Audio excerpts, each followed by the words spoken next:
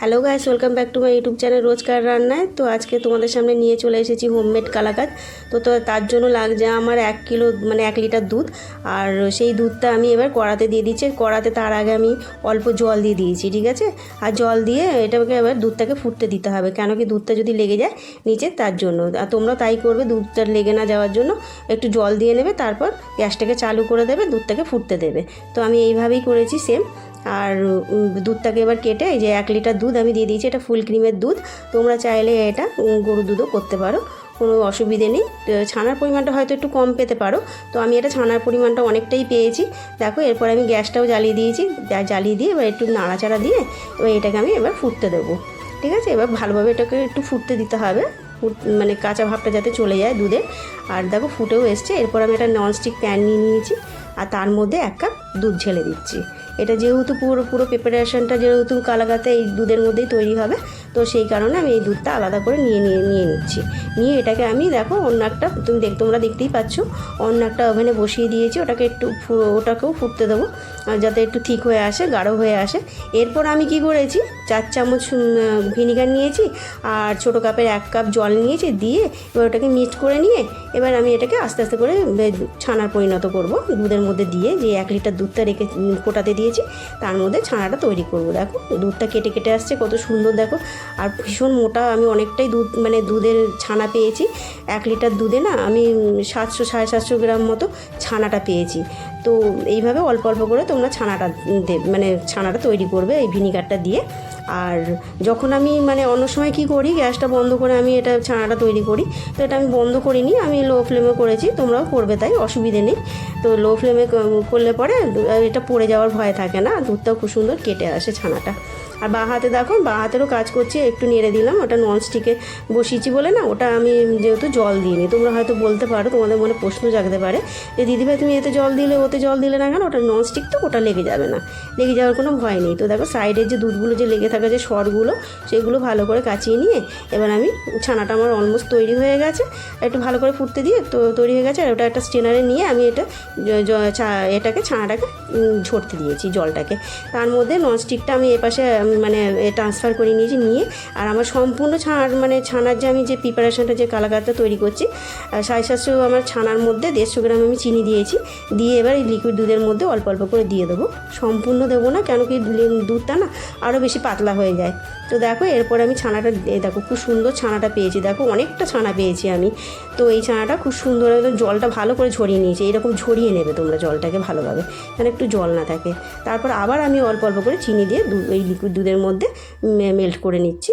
এবার যখন দেখবে একটু গাঢ় হয়ে আসছে, তখনই চিনিটা দেবে, তার আগে দেবে না, ঠিক আছে।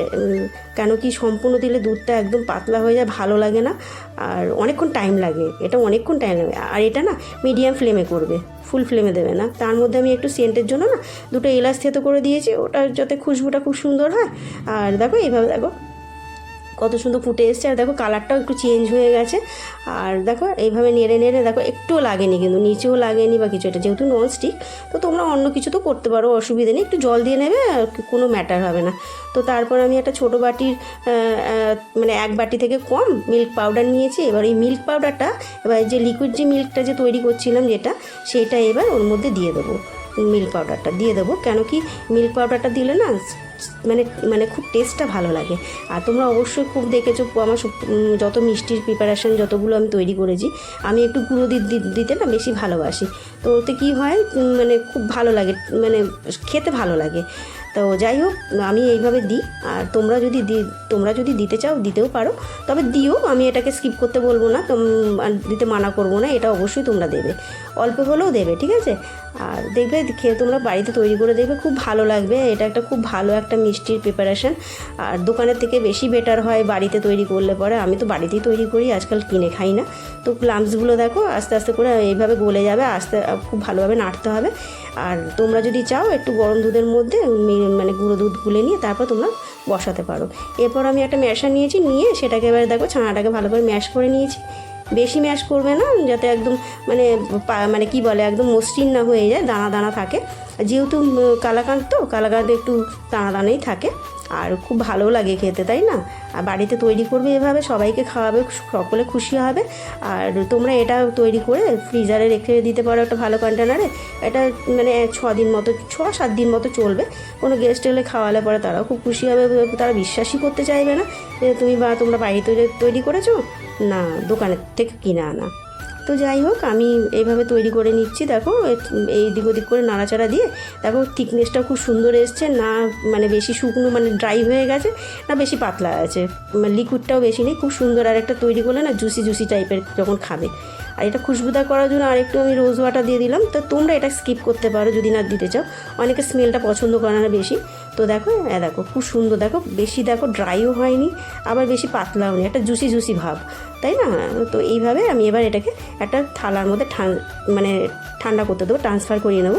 ট্রান্সফার করিয়ে নিয়ে কেন কি আমি মোল্ড নিয়ে নিই, ওটা না দেখাতে মানে কাটতেও আমার অসুবিধা হয়, বা তোমাদেরও হয়তো অসুবিধা হতে পারে। যার জন্য সুবিধের জন্য আমার বা তোমাদের সুবিধের জন্য আমি একটা বড়ো একটা থালা নিয়ে নিয়েছি, তার মধ্যে সেপারেট করে নিয়েছি। দেখো দিয়ে এবার হাত দিয়ে এবার খুব সুন্দরভাবে এটাকে বসিয়ে দিয়ে এবার আমি নাইফ দিয়ে কেটে নেবো। নাইফটা কাটার সময় না একটু ঘি লাগিয়ে নেবো।